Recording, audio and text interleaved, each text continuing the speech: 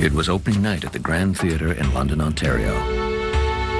Backstage, the actors were mentally rehearsing their lines, and technicians were making last-minute adjustments. Off in the wings, a young actress was reviewing her lines. Suddenly, she felt a breath of warm air in the back of her neck. She turned, but no one was there. Then she felt the hot air on her neck again, followed by the sensation of being touched, as if someone had placed their hand on her hip.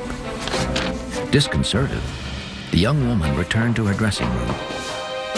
She felt contact on her hip again. Looking down, she distinctly saw the hem of the dress raise a few centimeters, as if being lifted by an invisible hand. The actress became distraught upon hearing a male voice whispering in her ear, "Elizabeth, Elizabeth."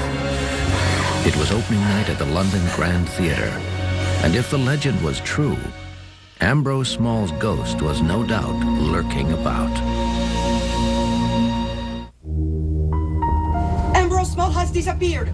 The owner... In 1919, a strange and inexplicable drama played itself out at the Grand Opera House in London, Ontario.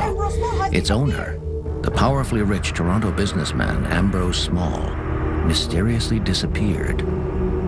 Ambrose Small was a theatre mogul throughout southwestern Ontario and the original owner of the Grand Theatre when it opened in 1901.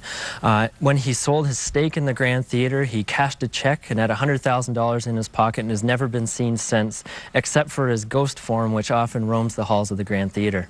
I wasn't aware of the legend of the ghost before I started working here, but it didn't take long when I was moving here to read the history and find that out and try to get as many stories as I could. Yeah, we've had many different appearances of Ambrose Small here at the theatre since his disappearance.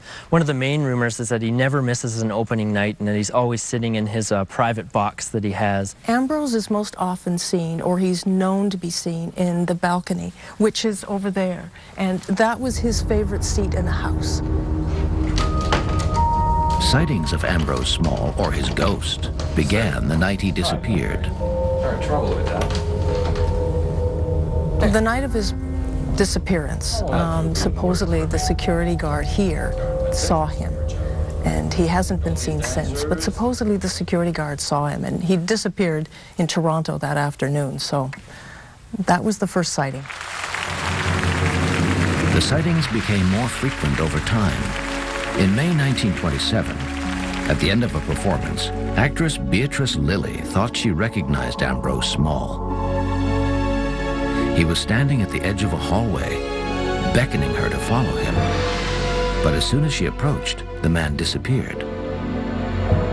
Another one was when they were doing the renovations of the theatre, that he single-handedly helped save the Grand Theatre arch, which is kind of the highlight of the theatre, by stalling out a tractor or a bulldozer that was trying to renovate the space.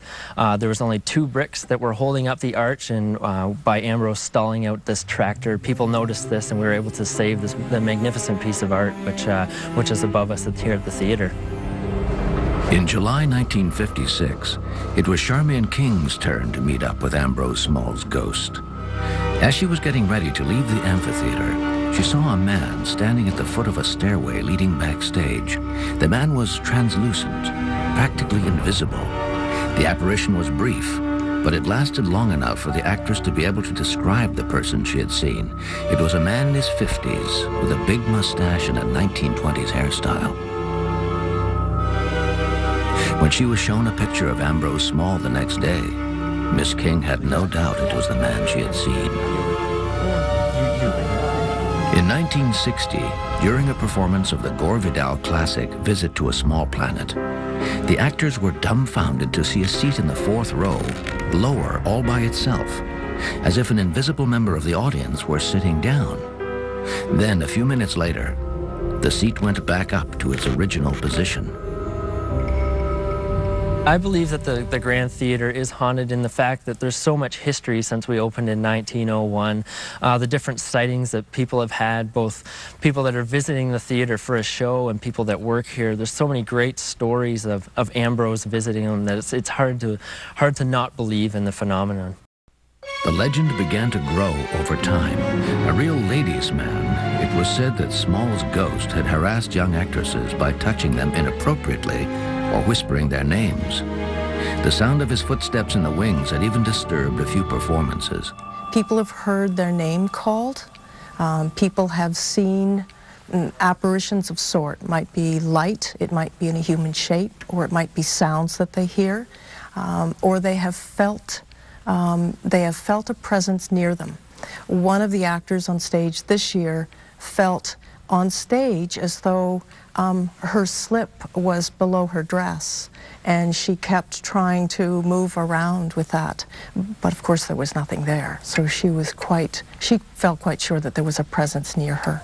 Bonnie Deacon is a costume designer at the Grand Theatre. She's run into Ambrose Small's ghost on more than one occasion.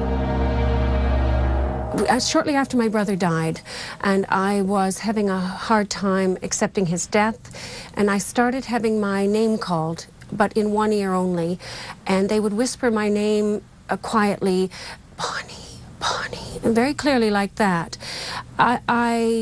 The first time it happened, I was a bit unsure. I thought maybe I was manufacturing this noise. I was then, a week later, in a room with 6 other people, and my name was called again, and one person said to me, "What was that?" And I said, "What did you hear?" And she repeated it, "Bonnie, Bonnie." These days, ghostly apparitions at the Grand Theatre are par for the course. Management and employees talk openly about them with a certain degree of amusement. A few months back, there's a tour group that was here taking pictures, and one person dared to test the theory that you couldn't take a picture inside, and it basically turned out all blurry. There was a white kind of figure that happened to appear on the photo, but other than that, there haven't been too many actual video footage or photo shots taken of Ambrose.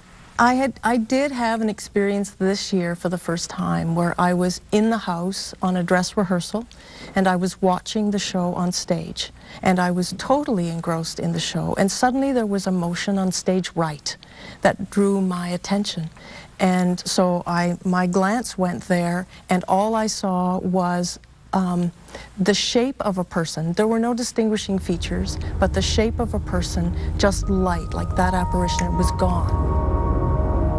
The Grand Theatre is a playground for oddities.